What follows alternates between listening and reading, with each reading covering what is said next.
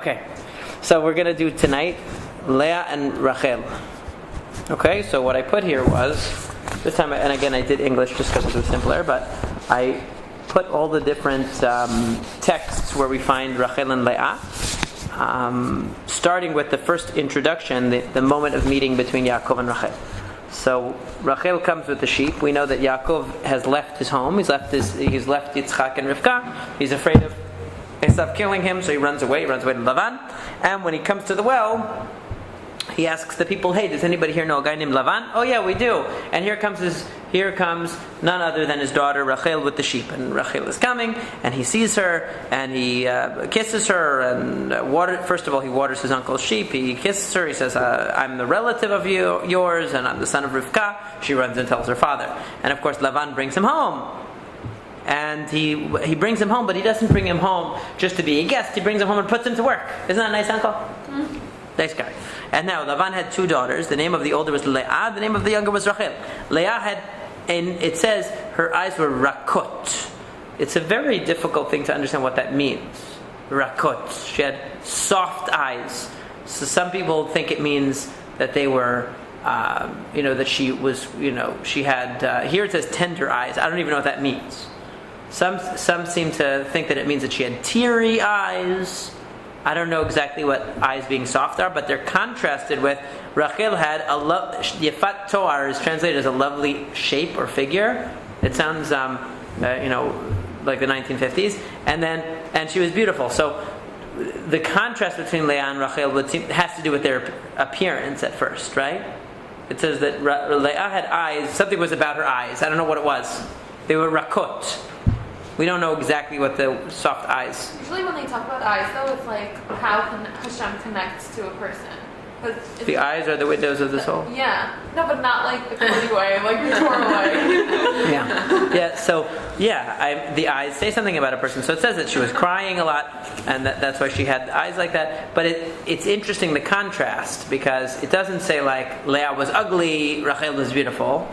It doesn't say Leah wasn't beautiful. It says there was something about her eyes that stood out, that maybe made her less desirable than Rachel. We don't know what it was. Oh, the eyes are less desirable? Yeah, because it's saying that Leah, because right after that it says Yaakov falls in love with Rachel. He says she's the one that I want. So it seems like it has something to do with the eyes of Leah.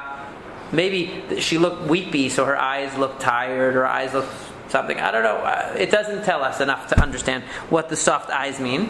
But Rachel is the one that stands out as being beautiful.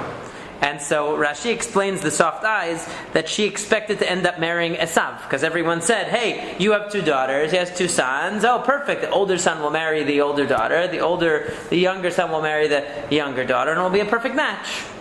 And so Leah thought she was going to end up wed to a very bad chatan. And therefore she was crying all the time, because wouldn't you be crying all the time if you knew that you were destined to be wed to Esav? Of course. So it makes perfect sense. So in a way, what you said about eyes being the window to the soul is true. And she had a dream for herself to have a good husband and build a good family, and she thought that she was preordained to be married to this guy who was no good. So therefore it showed something about her spiritual sensitivity, that she wanted to make sure she was going to marry a good guy. That's true. Okay, that's certainly true. So Yaakov falls in love with Rachel and makes a deal. He says, "I'll work for you 7 years in return for your younger daughter Rachel." Okay, sounds like that's quite a price to pay. 7 years of full-time labor, but he's that smitten with her. And Lavan says, look at Lavan's words. Lavan is one of the most fascinating, intriguing characters in the Tanakh. Lavan, he never lies. Lavan. Right? You think of Lavan as a liar, right? He's a liar. He tricks Yaakov and he's a liar. He never lies. Look at what he says. Yaakov says, "I'll work for 7 years for Rachel." And what does Lavan say? "It's better that I give her to you than someone else." Did he say yes to the deal? Did he ever say, "Yes, you may have Rachel if you work for 7 years"? Yeah. No, he didn't actually say that. He just said, "It would be better for me to give her to you than somebody else." That's just a theoretical statement. That's just a hypothetical. He plays it this Right, he plays it. He's very sensitive to semantics, we would say, right? You have to read the fine print. He didn't make him sign on the dotted line. he said something that a normal person would mean. First of all, it's actually ever so slightly insulting, right? Because he doesn't say, that would be great, I would love for Rachel to marry you. He says, well, better you than somebody else. That's not exactly a compliment, first of all. And second of all, he says it in a way that gives him an out. Because I never agreed to... What do you mean? I told you could marry Rachel? I never said that. I said it would be better for her to marry you than somebody else. I was just commenting on your suggestion. And then he says, stay with me. Did I ever say, yes, you could marry her after the 7 years? No, I never said that. I'm sorry that you misunderstood. Apparently there was a miscommunication. So Lavan is sneaky, but the way he's sneaky is that he said, like most sneaky people, they say, or politicians, they say things that to a normal person sounds like they mean X, but afterwards when they don't do it, they explain his meaning Y. And you're the fool. They never said, you should have clarified. I didn't mean that definitely yes to that deal. I never said the word yes. Why did he initially offer 7 years? It does, why. It's like if you go into you're going to go even to be nice, you'll say 3 years. Why 2-3 years. Wish say 7 years. I know 7's a holy number. Maybe it's like that. Maybe it doesn't give an explanation anywhere that I know of for why he picked such a long time. It does say that because he missed her so much, it seemed like only a few days. And so everybody, in other words, because he was so excited, it seemed like only a few days.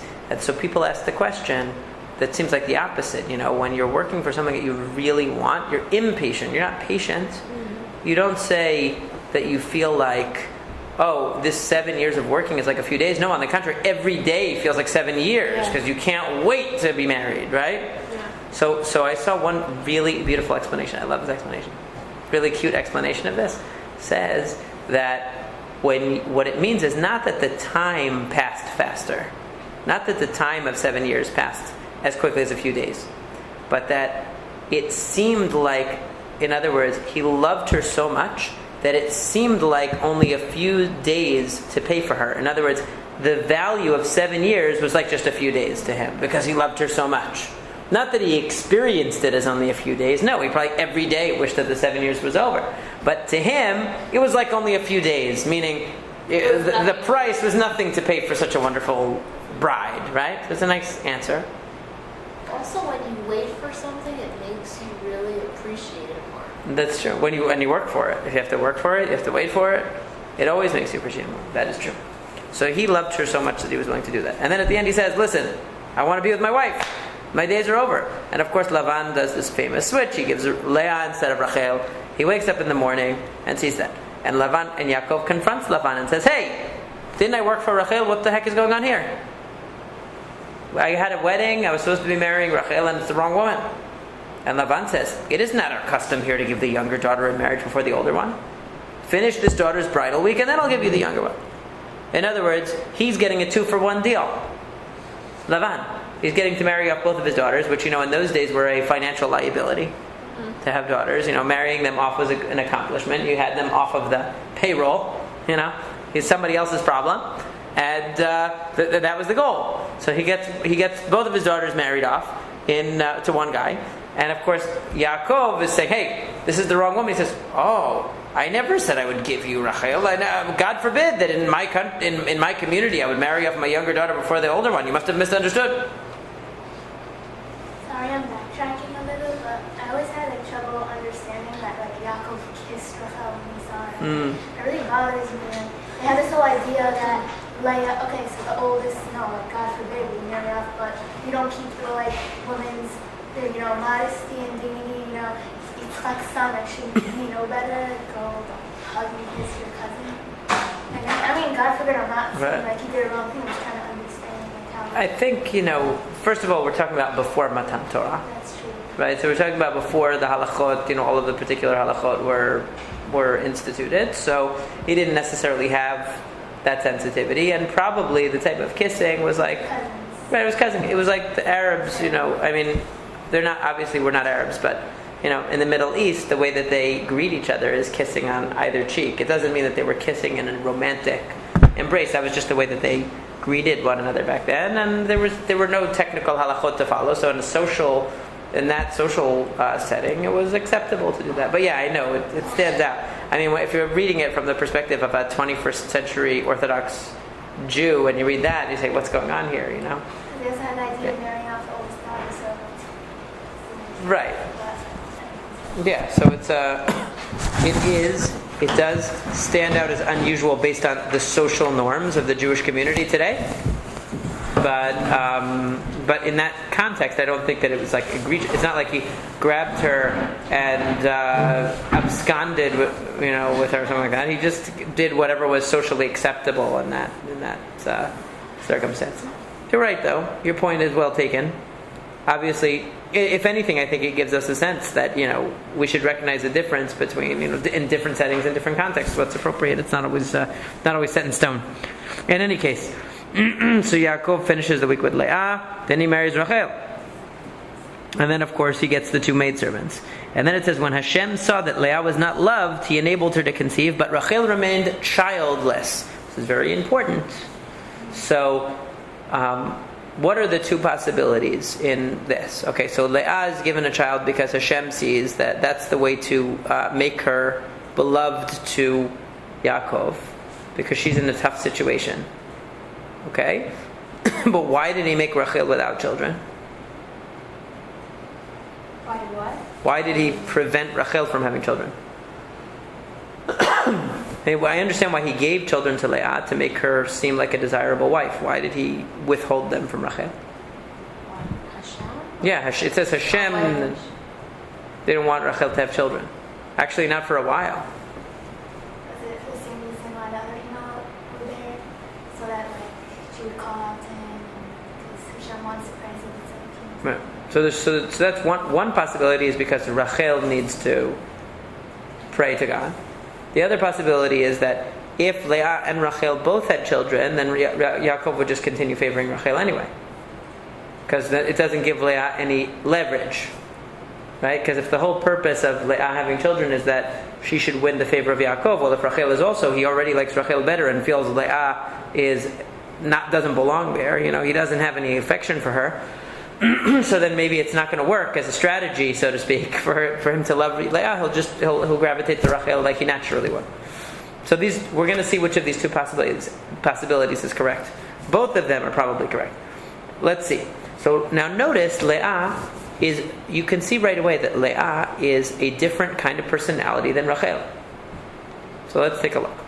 Leah becomes pregnant and gives birth to a son. She named him Reuven, because she said, it is because Hashem has seen my misery. Surely my husband will love me now. Okay, Kira Hashem be'oni, that Hashem saw my misery. So she immediately invokes the name of Hashem. Okay, when she has a child, she praises Hashem and says, Hashem did this in order to alleviate my misery. She recognizes Hashem.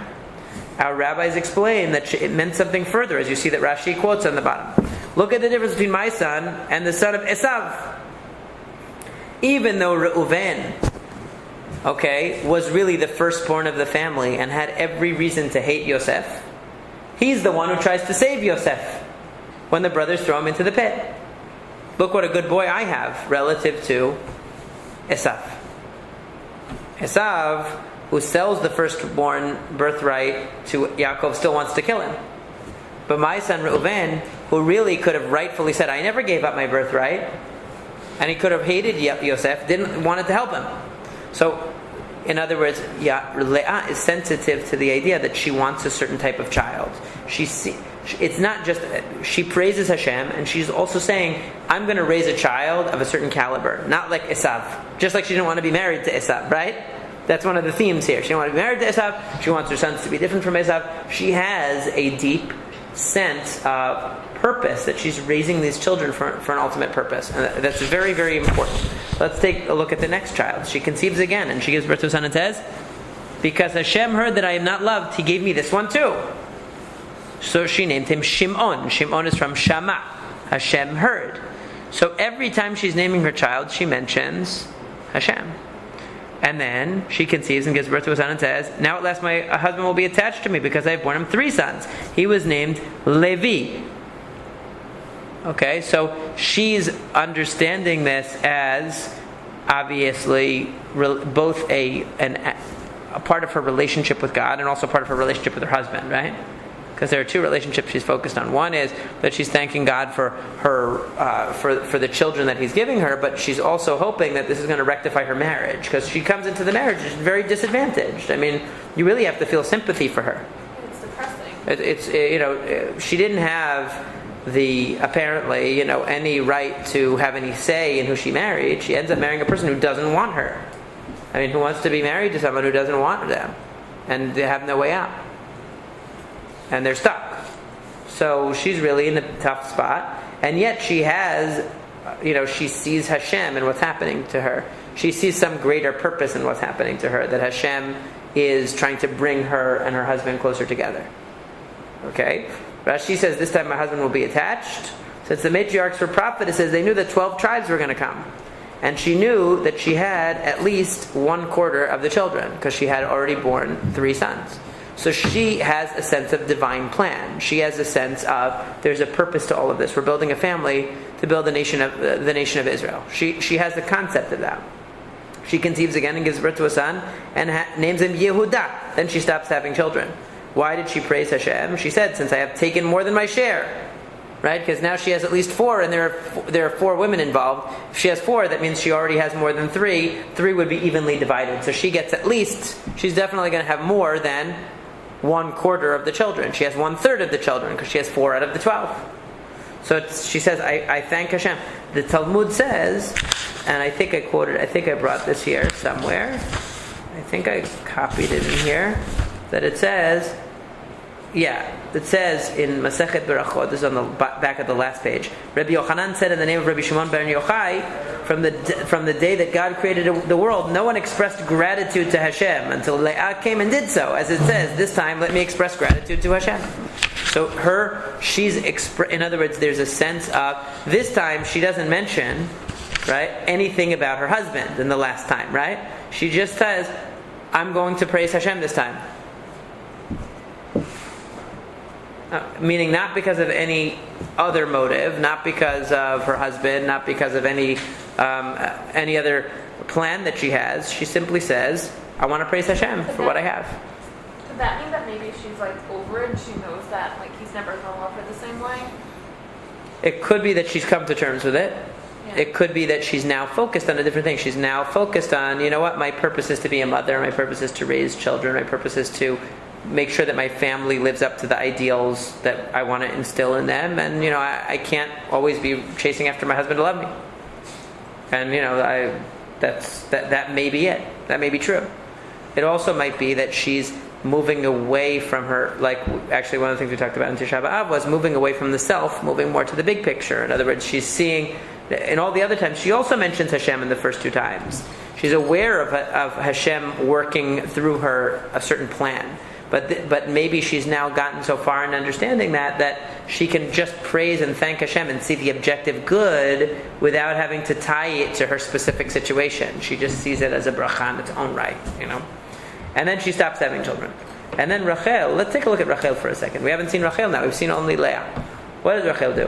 When Rachel saw that she was not bearing to Jacob any children, she became jealous of her sister. Because, then as now to a greater or lesser extent, women feel like they are failing if they're not able to have children, which is a normal feeling to have of not being able to experience motherhood and raise children, so that it can be a very frustrating and painful thing for a woman. But she also is getting jealous of her rival here. She came in the one who is the wanted one. Rachel came in as the one with the advantage. Rachel came in as the one that was loved, was desired, was the first choice, not the second choice, like Leah has to feel terrible. Right? But now, all of a sudden, Leah is the one who's bringing all the children, who has the family with Yaakov, and Rachel is like, hey, what about me? All of a sudden, she's starting to feel the pain of being excluded. But what does she do? So she said to Yaakov, give me children or I will die. And Yaakov became angry with her and said, am I in the place of Hashem, who has kept you from having children? So what happened with Rachel here?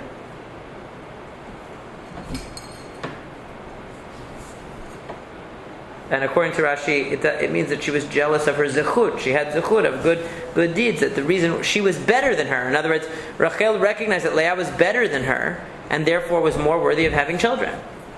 But what was her response? Who did she turn to? She turns to her husband. Who's she supposed to turn to? Hashem. What about Hashem? So Yaakov says, was I the one stopping you from having children? And what even more hurtful thing could Yaakov potentially say? Like he already has children. Yeah, it's not me. I have 4 children. Why, so it's not my problem, so to speak. I'm doing fine in the children department. It's your problem. This whole story gives me anxiety, I have to tell you. I'm not joking. Like, I just think it's like so. I wouldn't like this. Just teaches. Like, I can't even imagine, God forbid, me and my sister marrying the same man. And then, well, it's against the Torah. You can't. Against the Torah, and then you can't. But like, it's just like such that's exactly why. To understand. That's exactly why you're not allowed to. It's because of there's already naturally some undertone tension and some rivalry. The interesting thing is, I think that the relationship that has usually, maybe it's changed. Maybe it's changed in our society now because we have more of an egalitarian society where girls and boys kind of do a lot of the same stuff. Yeah. But generally, in the Tanakh at least, the brother-sister relationship is seen as more of an ideal relationship because boys and girls are on different trajectories. So they're not really rivals for anything specific. Girls are loved for being girly and doing girly stuff. And boys are loved for being boyish and doing boy stuff. And they're not really competing for the same goods, for the same prizes. Nowadays it might be different because now everyone goes to college. Maybe a brother and sister can feel, hey, you have better grades than me, you're smarter than me, you have a better job. It's different. It's different today, maybe. But that's the way that the Tanakh always says, Emor lechokhma achoti, say to wisdom, you're my sister. Why does it call it your sister? Because the sister is the one that you have like the most feeling of love and support. A brother and sister, I'm saying. Love and support, but not so much rivalry. And also, like, sisters can be rivals. Oh, yeah. No, I'm joking. I love my sister so much. But, like, it's on the record. I know. How you feeling? Okay.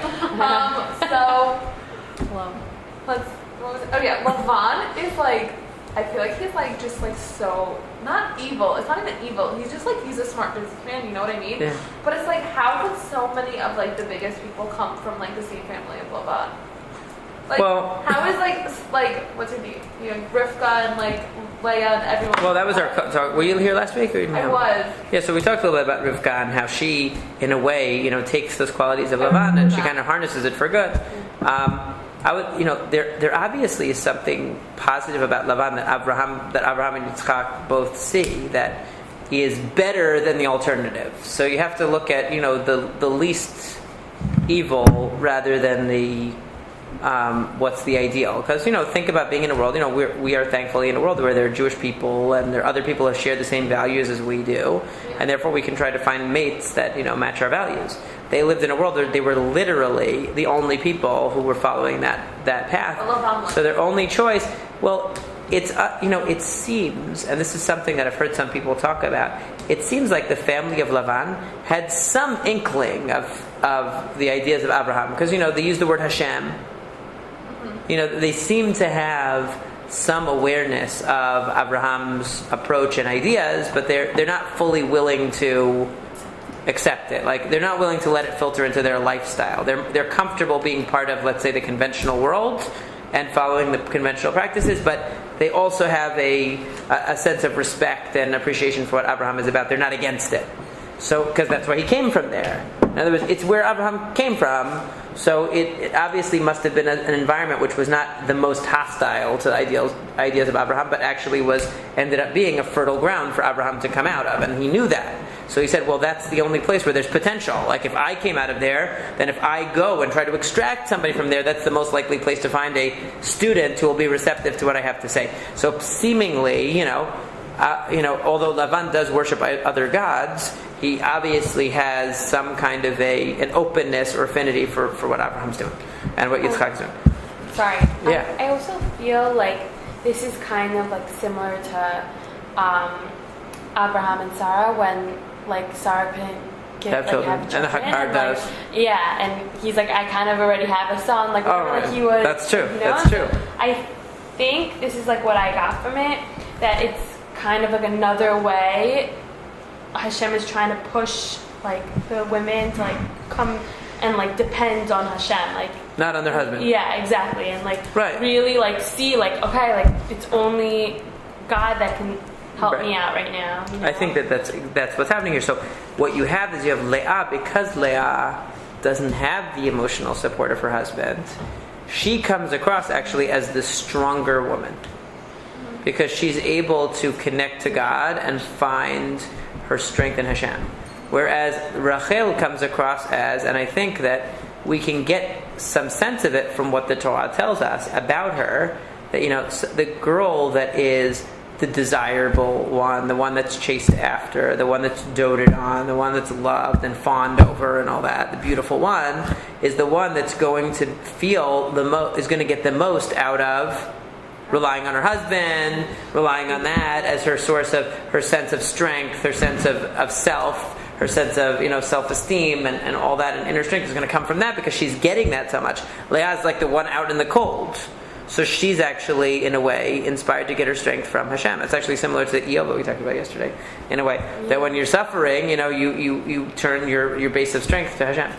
Sorry, I just can't possibly imagine, like, not only does, like, Rachel have to watch Leah having all these children. But she also made it happen. She could have embarrassed her. Right. Whatever. So we're going to talk about that. But you're right. Sarah and Hagar, right, Sarah brought her in, and Rachel brought her, because Rachel had to be complicit in the whole thing, and that's what the Gemara talks about. The Talmud gives the story that Leah and Rachel knew that this was going to happen. So Rachel and Yaakov and Rachel had a system where they had signals that Rachel was going to give the signal at night, so that if she didn't give it, then Yaakov would realize it wasn't really her. But she gave the signals over to Leah so Leah could do them, so she wouldn't be embarrassed. And then there's even a midrash that says that Rachel went under their bed at night, so that if Yaakov talked to Leah, she would answer, so he would hear her voice. So like she, the midrash is trying to say, whether that's a literal depiction or just trying to say how far she went, to allow them for this to happen. She really made it happen. So yeah, in a way, it was like on her back that this all happened. Yeah, I brought her in, and now look what I got. She doesn't really strike me as the jealous one. Who? Rachel. It says she was jealous. In the beginning, no. In the beginning, she was had the advantage. Because the thing is, like, when she gave her husband to Leah,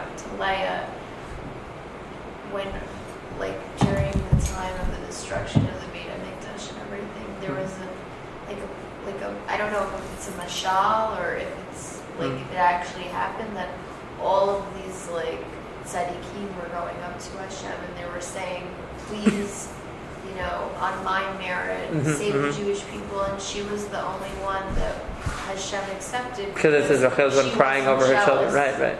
Because of her modesty. Because of her zehut, we were somewhat saved. Right. And also, when you go to her grave, I haven't gone there, but they give you Kever Rachel strings. So that's like to protect you from jealousy, like ayin hara. Well, there's definitely an aspect, right? You have to. I'm not here to try to criticize her. Say that she's bad. I think that in the beginning, she obviously went through, just like Sarah, it was very hard for Sarah to allow Hagar to come in and be with Abraham, but she did it.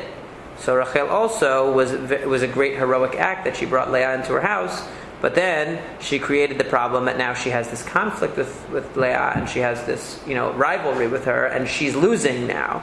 In the beginning, she had the natural advantage. She was the one that was wanted. Now she's getting jealous, but she turns to the wrong party. She turns to Yaakov to save her instead of turning to Hashem.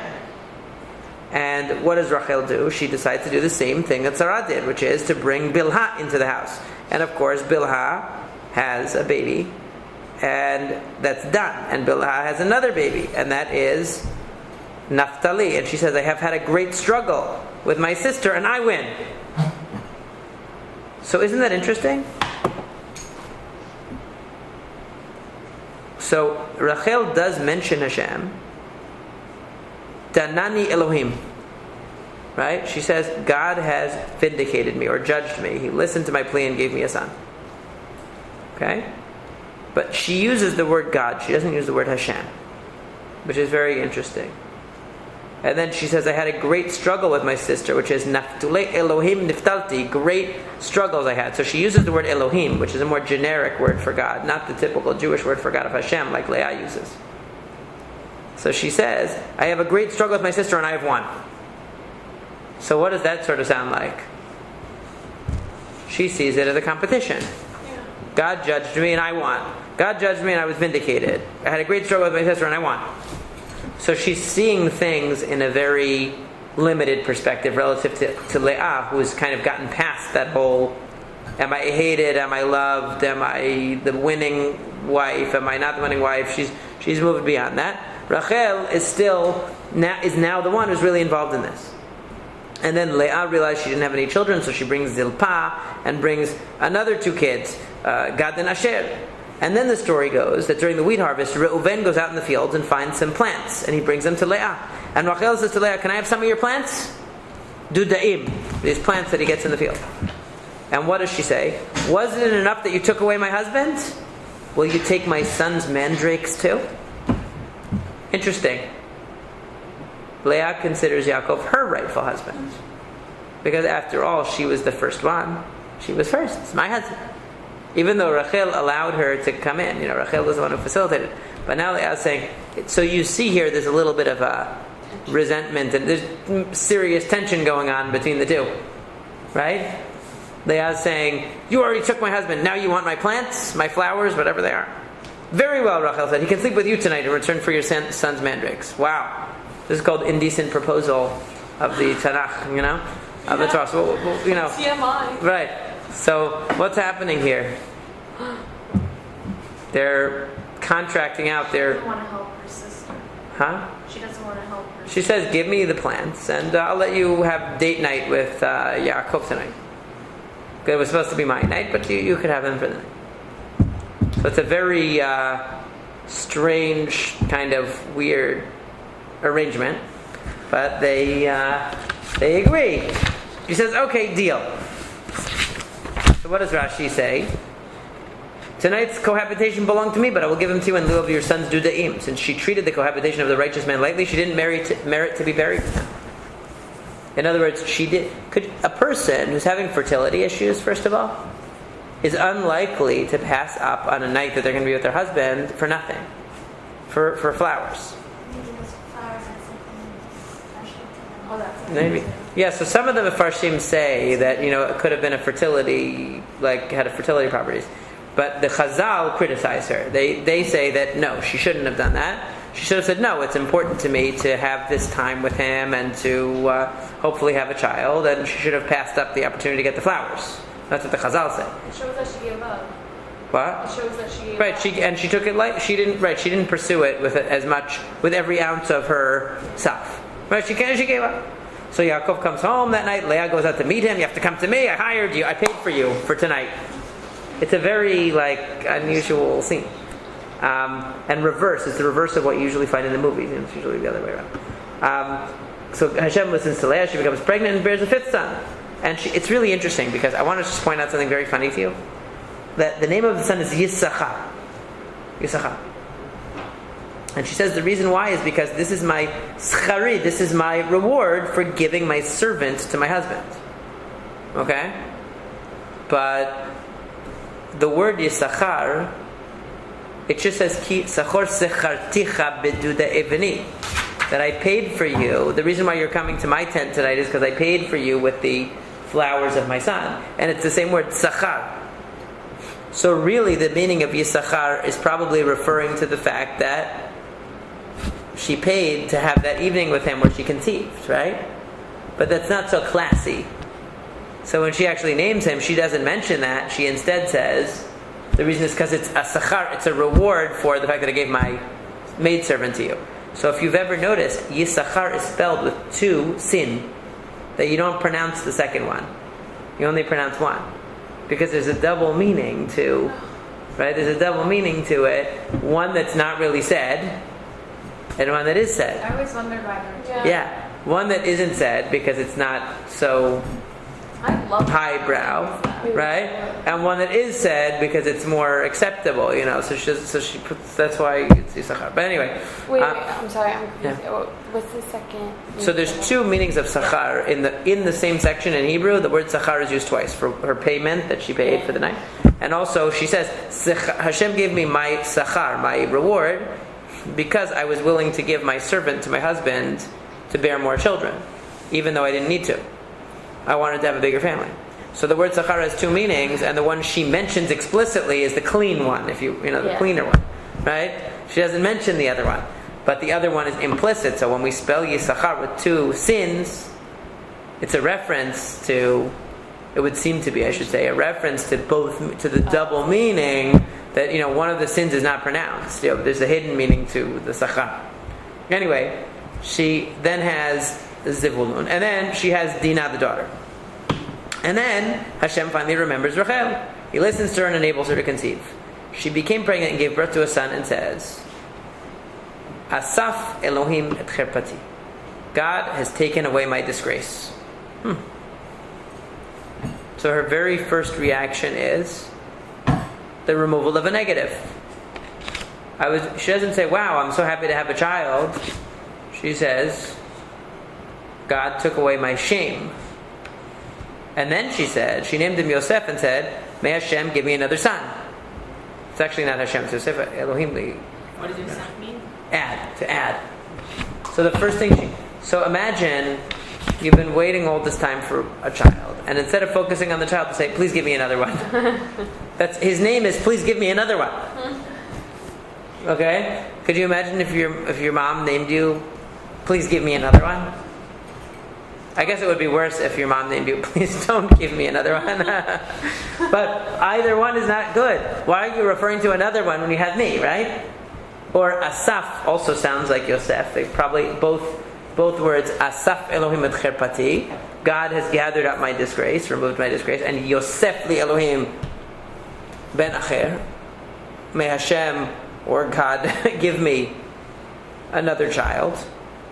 So both of these meanings are sort of taking away from the gift of the child himself, because they're focused on either the removal of shame or the hope that this one is not enough. This is not enough. Give me another one.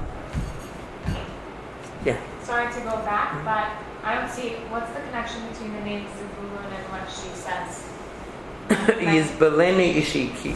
Ata yizbaleni ishi. Yizbaleni means he will make. They translate it as my husband will treat me with honor. Okay, but Yizbaleni means he'll make me his main home. Meaning I'll be the primary wife now because I have 6 children. Okay? And that's why he's called Zebulun. She doesn't say anything about Dinah. Doesn't mention anything. Yeah. But yeah, it's just very interesting to me. It's like the first girl, and unimportant. It's not important, and so many bad things happen to her. Yeah, it is. I never got that. Yeah. Maybe she is important though because of the way isn't that exactly how they say in the Psukim? Like line after line? Mm-hmm. So maybe because well, she's important enough to be mentioned. She's important enough to be mentioned. Statistically, imagine having that many sons and only one daughter. Very statistically unlikely, although possible. Yeah. A daughter. No, but also right after. Right, that's the Midrash says she wanted a daughter because she didn't want to have so many sons that that Rachel would have no chance. Yeah, and then right after it mentions God. It says, then God remembered Rachel. Right after that. So it could mean something with Dinah. Now what happens that Hashem remembers Rachel is that obviously finally Rachel has gotten to the point where she is worthy of having children, and she realizes that, and that's what she says, Hashem took away my disgrace, but there's still disgrace is a social thing, right? So she's still concerned with how she's being perceived, and she needs more children. Give me another one. Yeah. Because she still feels a sense of inadequacy in the situation. Now she's at least addressing Hashem. She doesn't go to Yaakov and say, give me another child. Right? She doesn't go to Yaakov and say, hey, give me another child. She goes to Hashem and says, give me another child. So that's a positive thing. Okay? But what happens at the end is then, okay, now Yaakov says, oh, why does it say shame is removed when you have a child? It's a cute thing, and the Rashi says, because when a woman has no child, she has no one to blame for things that go wrong. Something goes wrong, you can always say it's the kid's fault. The kid broke it. It was because of the kids. It was because of the kids. When you don't have that, you have no fall guy. So anyway, when Yaakov finally gets ready to leave, he calls to Rachel and Leah to ask their permission. He's not going to leave without their agreement. And they say, absolutely, our father sold us basically as property, and everything that we have in our future, our whole future is with you, not here. Let's go. They're willing to go. So he asks for both of their agreement, and they both agree. And however, Rachel does something unusual, which is when they're leaving, she decides to shoplift. Right? She takes the gods of Lavan, the Cherafim, and she hides them. And Lavan very angrily comes and says, I want to know why you took my gods. I understand you want to go home, but why did you have to steal my gods? And what does Lavan say? And what does Yaakov say? I don't have your gods, and if you find anyone with them, that person will not live. And of course we know what happens to Rachel on the way back. She doesn't make it. Right? She doesn't make it. But Rachel says to her father, I'm sorry I can't get up because it's my time of the month. I can't get up. Well, why did she really not want to get up? Because she was sitting on the idols, which is not so respectful to the idols, but we don't usually worry about that.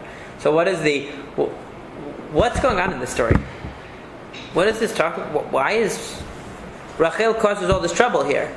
Lavan gets into this fight with Yaakov over these idols. She's sitting on the idols to hide them. What is going on here? Why does Rachel bother taking the idols? Did she want to help her father? So Rashi says that. Rashi says she took it because she wanted to take him out of idolatry. So he would see that, the idolatry couldn't help him. That she was able to steal them from him. Another possibility is that she thought that having the idols gave him a sense of confidence and being in control.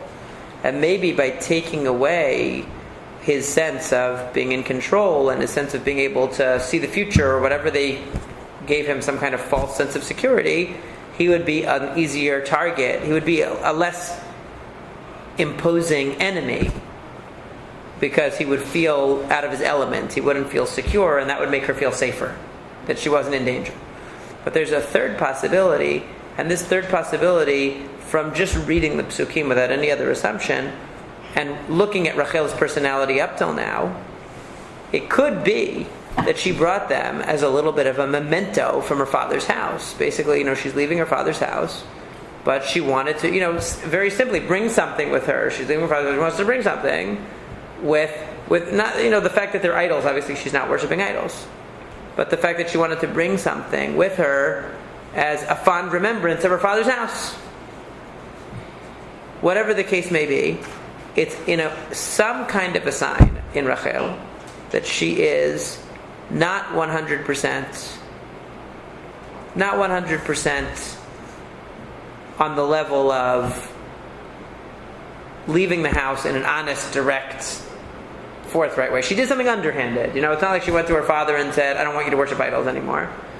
She did something underhanded, whatever the reason is. Whether she took it away to wean him off of idolatry, whether she took it away to weaken him, whether she took it away because she wanted to keep it. The point is, it's something that shows some lesser aspect of her character, that she did something underhanded. She did something that was not above board. Okay? Let's put it that way. And so, it doesn't reflect well on her in the story. I didn't see anything that reflects well on her character. Through what we've seen. Giving her... Well, except giving her sister the husband. That's it. That's her strongest moment. Yeah. Okay? And then when they move on to Beth El, she has her second son. And she dies in childbirth. And what does she call her second son? Ben Oni, the son of my misery. Her two sons have lovely names. One is, give me another son. And the other one is, the son of my misery. I wonder if anyone named their kid that. But what was the real name? So Yaakov changed it to Binyamin. He didn't want him to walk around with the name Ben Oni. Could you imagine him going to school? What's your name, son? Son of my misery? Oh boy, this is going to be a great class, Yeah, your mom has issues. It reminds me, one time, I know we have to stop, it's getting late, but one time in graduate school, they had a case of a family therapy where the name of the daughter was Dolorita. I never forgot it. Right? And Dolorita means like small, misery or sadness. It means something negative. And it turns out that like the husband and wife had a bad marriage, and they thought by having another child they would like reconcile. And so they named her that because it was like a symbol of like that they were going through a hard time. And so she walked around with this name of, the suffering of her parents. Anyway, and it was the whole dynamic of the family was really messed up. That's why they were in family therapy. But the family therapy was like, it was really cool because it's rare that you get footage of an actual session of any therapy because of confidentiality issues, and you're able to see it. It was really cool what the therapist was able to do. Anyway, she dies, unfortunately, and she doesn't get to be buried in Marat HaMachpelah. And we know that right after that there's the whole issue between Reuven and Yaakov, that Reuven wants to take, Reuven messes around with his father's marital life and all that. But we're not going to dwell on that too long. I just wanted to show you two descendants of Leah and Rachel. We have Dinah as the descendant of Leah rather, who goes out amongst the people. It says, "Vatetzed Dinah bat Leah." She goes out socializing, and it says, you know why she went out socializing? Because Leah went out. Remember, Leah goes out to greet Yaakov. They were both very assertive, apparently, personalities. They're both very strong personalities. And sometimes that can get you in trouble because you walk into something with a strong personality, not realizing that you're not quite strong enough to stay in control in the situation. And then you lose it. And that's what happened to Dinah. Yosef is similar to Rachel because Yosef was very handsome. He was it says he was the same language. He was beautiful of features and beautiful of appearance. So Yosef looks like his mom. He has his mom's good looks, right? And what happens to Yosef because of his good looks? When Yosef came to Egypt, he starts primping himself, right? Doing his hair, taking care of his makeup, whatever it was. And so what happens? Potiphar's wife comes after him, right? Right? That's what happens. Trouble. Yeah, it leads to trouble. So Yosef and Dinah are the two descendants of Rachel and Leah respectively, and they manifest some of their qualities. But I think that we can see, yes, Rachel doesn't, if you do just a lineup of the text of Rachel and Leah certainly comes out as the stronger of the two imahot. Not to say that Rachel didn't do certain very heroic and noble things. She did, of course. And she was the one who enabled Leah to come into the picture to begin with because of her sense of love for her sister.